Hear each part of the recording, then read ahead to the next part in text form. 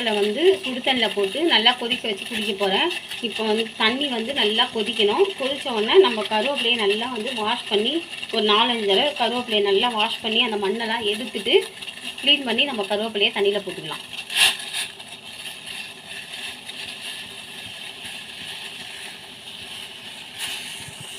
இது வந்து ஒரு 10 நிமிஷம் இல்லைன்னா ஒரு 5-6 நிமிஷம் நல்லா கொதிக்கிட்டோம். கொதித்த உடனே அதோட கருவேப்பிலை இருக்கிற ஒரு சத்துலாம் வந்து அந்த தண்ணியில் இறங்கிடும். அந்த தண்ணியில் இறங்கினோடனே அந்த தண்ணி நம்ம குடித்தா நம்மளுக்கு உடனே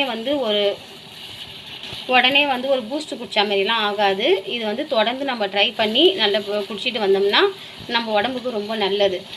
கருவேப்பிலையை அரைச்சி வடிகட்டி குடித்தா அது வந்து கொஞ்சம் ப்ராசஸ் கொஞ்சம் லேட் ஆகும் நம்ம உடம்புல.